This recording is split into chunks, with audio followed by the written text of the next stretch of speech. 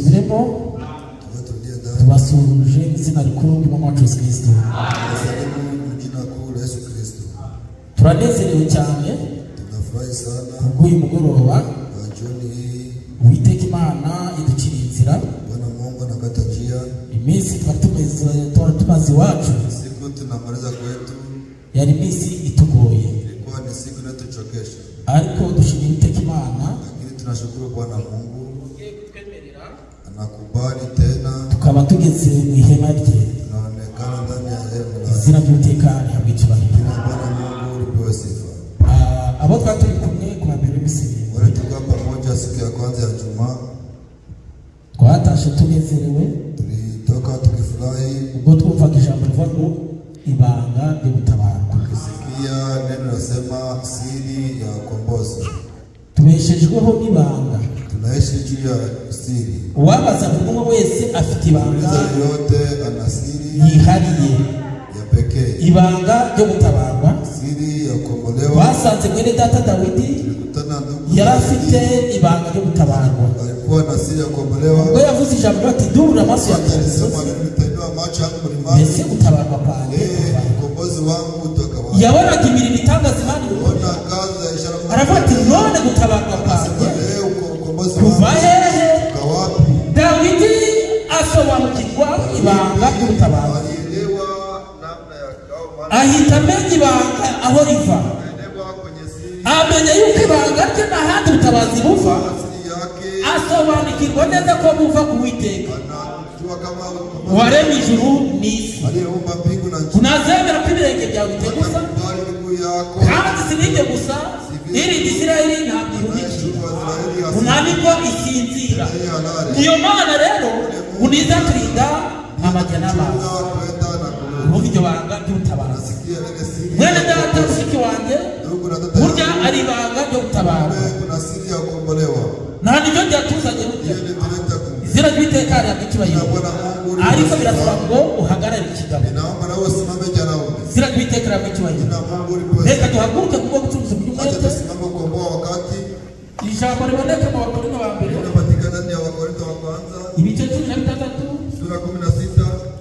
turasoma umurongo wa 13 gusa.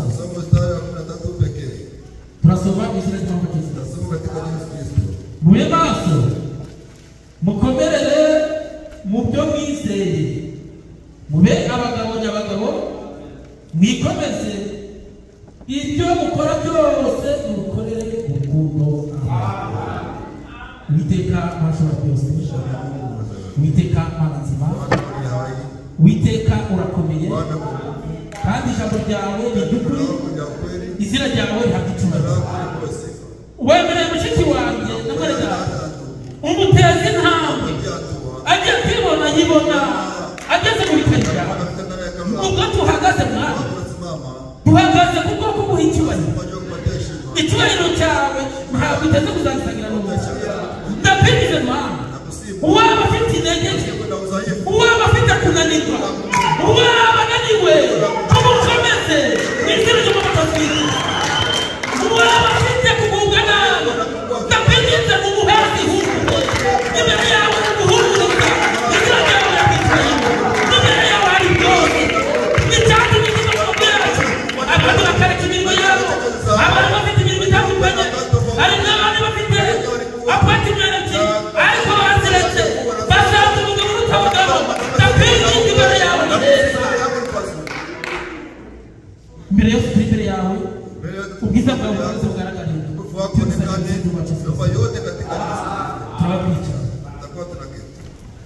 Tugiye kwigira ijambo rivuga ngo kuba maso. Kuba maso ni ijambo rikubiye mu bintu byinshi. Ushobora kuba maso ku bikorwa by'uburinzi baguhaye, bakugize umuzamu, wirinda gusinzira kugira ngo ibyo shobuja yakurindishije bitaza gusahurwa. Ufite kuba maso mu mirimo yawe. Abajya muri kampani ababimenyere kujyamo hari umurimo bagushinga. Iyo utabaye maso ibintu byose birapfa, nyamara bakakurikira uwishe icyo gikorwa waza kubona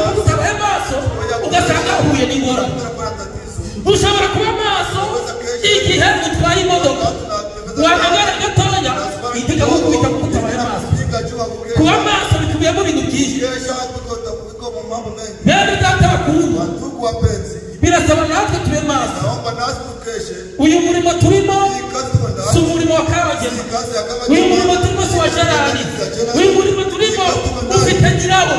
Nyir'umurimo birasaba natwe tube maso mu byo dushinzwe. Izina ry'Uwiteka rihabwa icyubahiro mu izina ry'Umwami Kristo. Birasaba mushiki wanjye muri pozisiyo yawe, mu cyicaro cyawe wicaye ube maso. Izina ry'Uwiteka rihabwa icyubahiro. Bibiliya iratubwiye ngo mube maso, mukomere mu byo mwizeye, mube abagabo nyabagabo, mwikomeze ibyo mukora byose ariko bikorere mu rukundo. Mube abagabo nyabagabo, mwikomeze nubwo turi mu bihe bikomeye. Uramenye ducoka mushiki wanjye ndakwibutsa ubungabo nyabugabo, ariko ibyo ukora byose mushiki wanjye, ibyo ukora mwene data bikorere mu rukundo. Izina ry'Uwiteka birasaba mushiki wanjye muri pozisiyo yawe, icyo wahawe, icyo wakiriye gikomeze, ube maso atagira umuntu ukikuvanaho. Dore turamunyazi baratuzungurutse, dore imisego hirya no hino kuzunguruka, ibyo bita ngwamwitu, izo ziratuzungurutse. Birasaba ngo ube maso, icyo wakiriye ukidudire atagira umuntu ukikuvanaho, ariko ibyo ukora byose bikorere mu rukundo. Izina ry'Uwiteka rihabwa icyubahiro. Bene data bakundwa, babwije ukuri, kuba maso ni ikintu gikomeye. Yaba utuko yarabaye maso, ntabwo agomba kujyanwa n'ibitotsi. Yamukishije mu idirisha agiye kubona abona aguye hasi. Kuba maso, uriya mubyeyi wari ufite umwana yaza kuba maso, mugenzi we ntabwo agomba kwiyumvana. Mwene data araba ari gusahura, murasaba ube maso, icyo wahawe atagira igikinyaro. Izina ry'Uwiteka rihabwa icyubahiro. Mwene data bakundwa, birasaba umuntu ube maso. Uru rugendo bishake kuruswa n'umuntu ku giti cye, birasaba icyo wahawe umwakishimwa bigatua ukameza urugendo. Birasaba ngo ube maso mu izina ry'Umwami byagenda akabite baradara mu butaka, bagatanga n'amabere bakekeba, abandi bagakeza n'icyemezo, ariko bakavuga ati ndaharanira icyo nahawe. Izina ry'Uwiteka rihabwa icyubahiro. Birasaba ngo tube maso, kuza k'Umwami kuratwegereye. Mbabwije ukuri bashiki bawe, bene data nani wicogora kuza k'Umwami kurambye. Mbabwije ukuri, ndimubifata iminene, ndimubifata iminene, akira icyo wahawe gifata neza. Mbabwije ukuri yasaraje kandi ateze ku rugi, none naza arasa kubimeze neza. Birasaba kube maso. Igihe yaraza gukora amanga asange witeguye. Izina ry'Uwiteka rihabwa icyubahiro. Mube maso, mukomerere icyo wizeye. Icyo wizeye reka kukivangira. Ariko ugenekereje tugakora ibi bakajya mu byerekezo, ariko ko dufite iterambere tuzahora twikoreye ku rutugu rwacu. Reka twishakire igare shaka. Babuze kuba maso, babashyize ku igare, igare imbere gatoya, udategwa agiye kuramira. Uwiteka amutsinda. Mwene data mushiki wawe, bisaba ube maso. Mwene data kumbukira dusomere 15 icyo gitabo murongo wa 58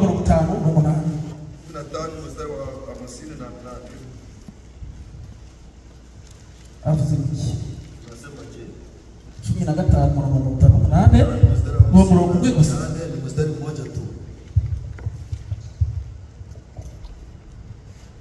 Turasoma Yesu Kristo. Amen.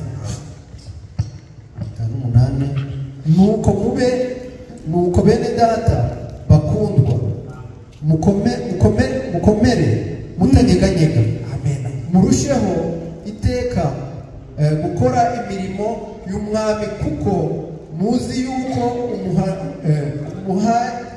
umuhati wanyu atari ubusa ku mwami. Amen. Imana igumisha nuko bene data bakundwa mukomere mutanyeganyega murushaho iteka kora imirimo y'umwami kuko muzi yuko umuhati wanyu atari ubusa ku mwami ntabwo ari ubusa. Mukomere wimanganye mukorane umwete kuko umuhati wanyu atari ubusa. Byanze bikunze ibyo Uwiteka dusezeranije tugiye kubihabwa. Urabihabwa ute? Izina ry'Uwiteka rihabwa icyubahiro. Kumbuka turebera hirya, turebere hirya murongo wa 14 w'igice cya 6 Abakorinto ba kabiri. Akutubwiye biki yihute vuba icyo muzuhimete. Abakorinto ba kabiri igice 6 murongo 14. Amen.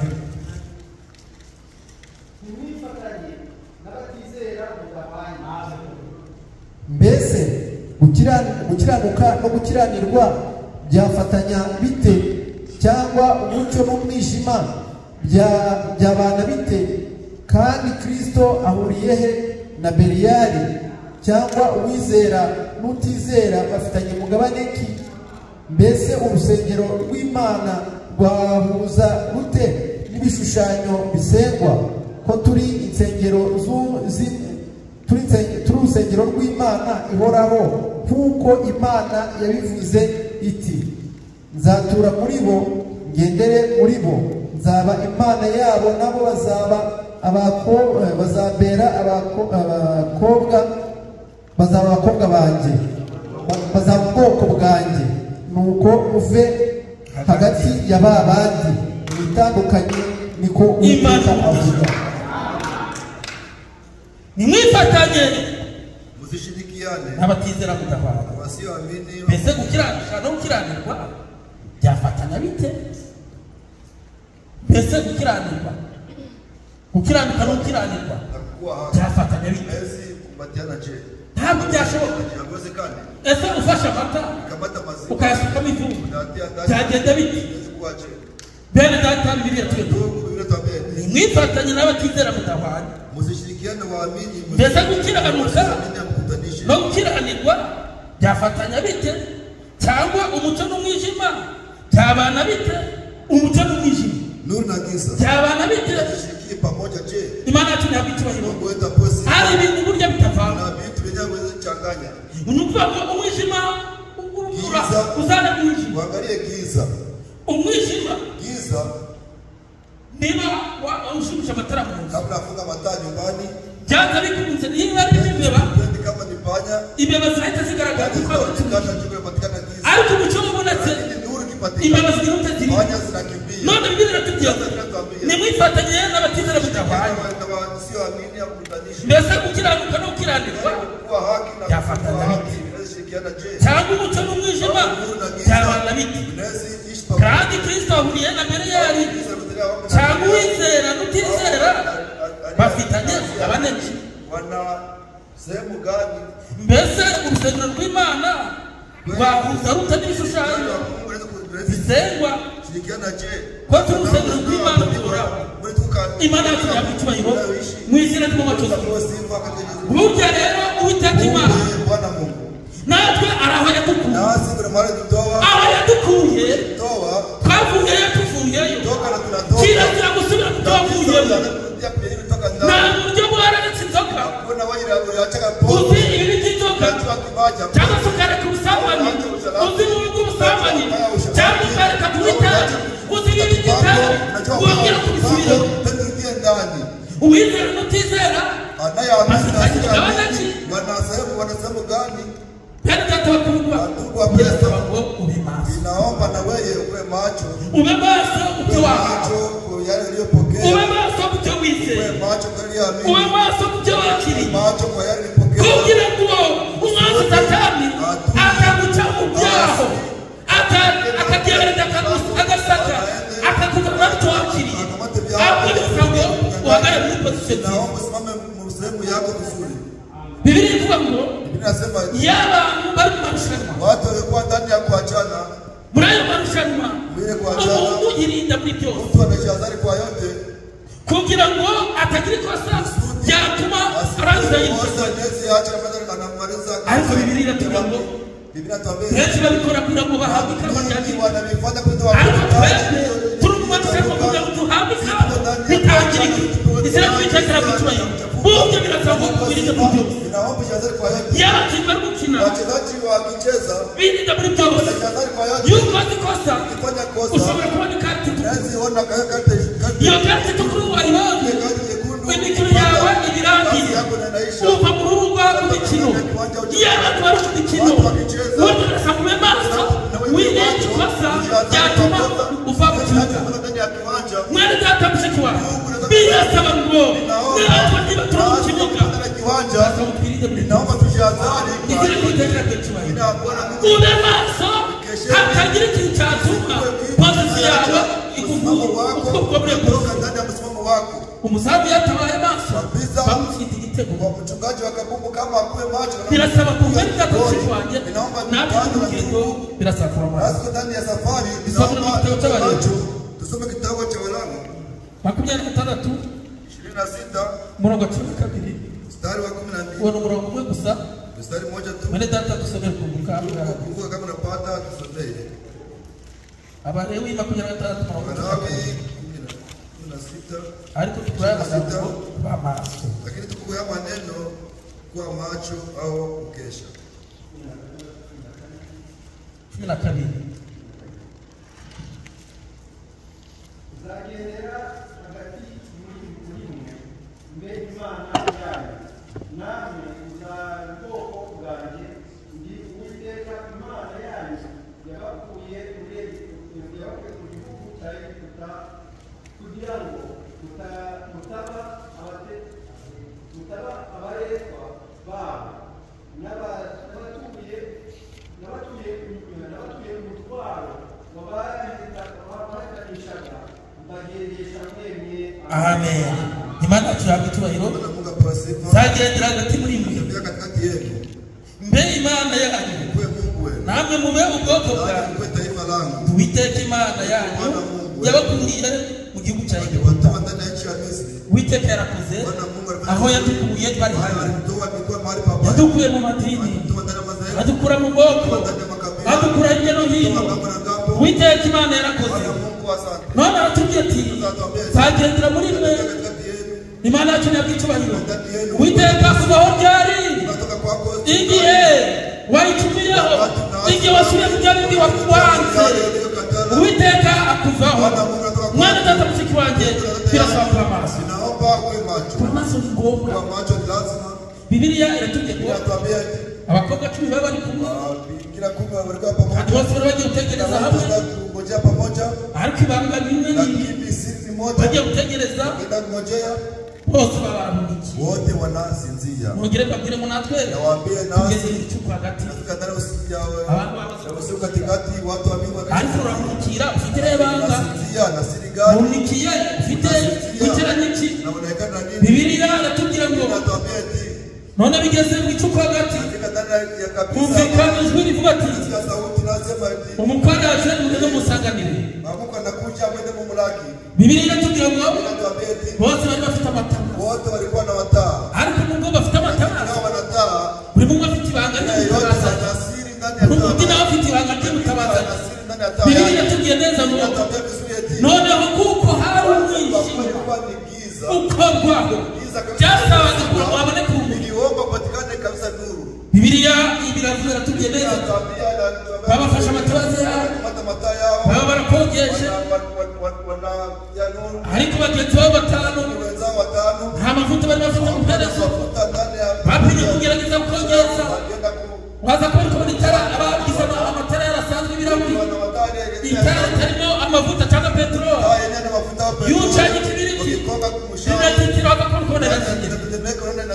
Bagerageje gucana amatara yabo abazimye, bababwiye bagenzi bacu siko dukundana, kandi twabanye mu bihe ndetse no mu bihe bibi. None ariya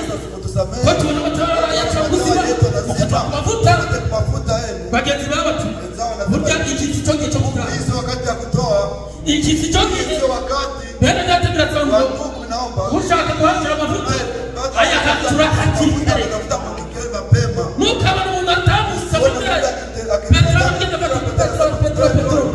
Petero anapiga kwa koroboi nikaguca ku rugo rwawe nutabura hakiri kare uraza kumushaka mu rugo ahubwo birabibari kitagiye amavuta ashakwa hakiri kare uragenda ukamanza ugafata itango ugacuruza arabafata bakagitunganya neza kikera neza none bagafata utuguyenge bakatucisha mu itabaza kugira ngo itazajya mukerera akaritunganya neza riguhuka ikirahuri cye kikaba gitunganyije yaza kuvuga bagafata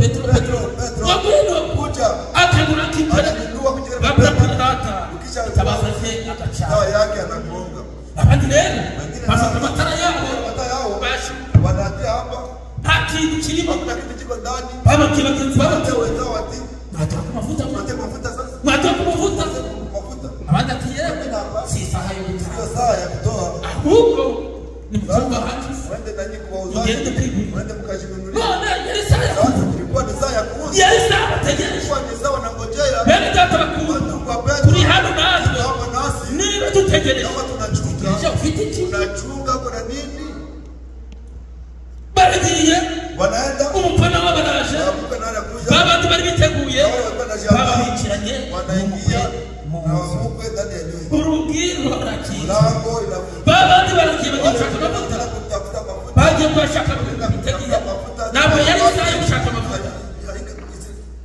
mwene data bamaso ndugu kwa macho iyo menya ingejua insa ibihe byabaye na kucha na wakati biratangwa ube maso inaomba na wewe kwa macho atahiga maso anaanza ariko iyo bamaso ingekuwa macho ibyo sinabwo bigeze oya biratangwa ube maso naomba na wewe ukeshe babarinjiye wanaingia babaraje bageze wanafika pale bakomaza wanapiga nyakubaha mheshimiwa nyakubaha tukingurire hari saha se ntabwo ari hari saha yo gukingurira ile saa ya kufungua nawe arababwira ati anawaambia ati uri bande kuko wadani mbele tuwajue kuko yavuze ati jua alisema ati ntabwo bazi na gato wajue na kidogo hanze azaheriki sije azaherwa n'abarozi umbwa na walozi babwije ukuri nawaambia ukweli yari saha yari yabaheretse kuna wapita hepfo aravuga ati nuko mube maso hata mkwe macho mutazi munsi cyangwa igihe siku imana yacu ntabwo itoyo mushiki wanjye birasaba ube maso naomba ukwe macho nuryama kilala utindane nayo uri maso nugenda utindane nayo uri maso nudrabiruga utindane nayo uri maso nujya muri kapati utindane nayo uri maso ukora byose birasaba ube maso naomba ukwe macho kuko biri kutubwira ngo abazaba bari mu murima babiri ari umwazanye kidasigaye abazaba bakusoma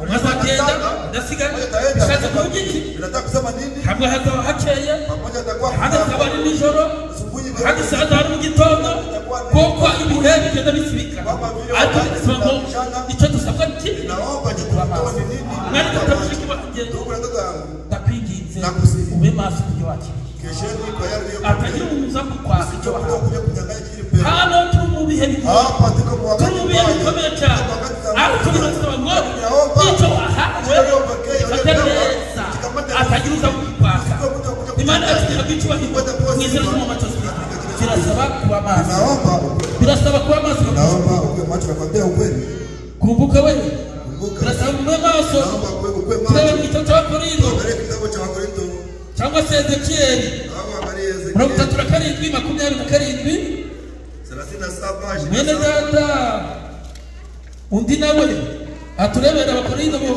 ba mbere igice 3:16 noneho kuko karadusomera 27 w'igice cya 37 cya Ezekiyeli kandi tugiye gusoza undi nawe turebera ibice 3 bya Korinto ba mbere 16 turasoma izina Yesu. Amen. Ihema ryanjye niryo rizaba hamwe nabo kandi nzaba Imana yabo nabo babe ubwoko bwanjye. Amen. Imana ikumugisha odusubiremo. Ihema ryanjye niryo rizaba hamwe nabo kandi nzaba Imana yabo nabo babe ubwoko bwanjye. Imana kumugisha mushiki waje mwene data nuwitondera ibyo Imana yaguhaye nuwitondera ibyo wahawe. Bibiliya iratubwira ati ihema ry'Uwiteka niryo rizaba hamwe nawe, ihema ryanjye niryo rizaba hamwe nabo, kandi zaba Imana yabo nabo bazaba ubwoko bwanjye. Imana yacu ntabwo icyubahiro, Imana yacu ntihimbazwe, Imana yacu ntabwo ikuzo, izina ry'Uwiteka ntabwo icyubahiro. Aho ngaho mu Bakorinto havuze ku Israeli ibice bitatu. Dusome bizajya mu Amen. Muzi yuko urusengero rw'Imana kandi ko umwuka w'Imana aba muri mwe. Umuntu utsemba urusengero rw'Imana, Imana izamutsemba, kuko urusengero rw'Imana ari urwera kandi urwo rusengero ni mwe. Amen. Imana yacu ntabwo icyubahiro, nyiri umurimo ntabwo ari wakabagema, ahubwo uyu muntu ufite nyirawo. Aravuga ati nimuzi yuko muri urusengero rw'Imana kandi ko umwuka w'Imana aba muri umuntu utsemba urusengero rw'Imana, Imana izamutsemba, kuko urusengero rw'Imana ari urwera kandi urwo rusengero ni mwe. Ntihakagire umuntu wishuka, umuntu wese wo muri mwe nibwira ko ari umunyabwenge ku by'iki gihe aba umuswa kugira ngo abone kuba umunyabwenge. Imana yacu ntabwo icyubahiro. Nimuzi yuko mu rusengero rw'Imana kandi ko umwuka w'Imana ari muri mwe, ariko mu gutsemba urusengero rw'Imana Imana izagutsemba, kuko urusengero rw'Imana ari urwera kandi urwo rusengero ni mwe. Nitwe rusengero. Ese umutima wawe umeze ute mwene data? Mushiki wawe mu mutima wawe umeze ute? Kuko umutima wawe ni urwo rusengero rw'Imana. Ese umutima wawe umwifasha bite? Ariko Bibiliya ikutubwira ngo birasaba ngo ube maso. Imana yacu ntihabwa icyubahiro. Icyo basaba kandi bigingira muri mugoroba birasaba ngo tube maso, tube maso. Nyiri umurimo igihe ari buze azasanga twiteguye, igihe ari buze arataha tuzamusanganire, natwe tuvuga ati reka dusangire umwami wacu. Imana yacu ibahe umugisha kandi bakomeze mu izina ry'Umwami wacu Yesu Kristo. Shalom shalom.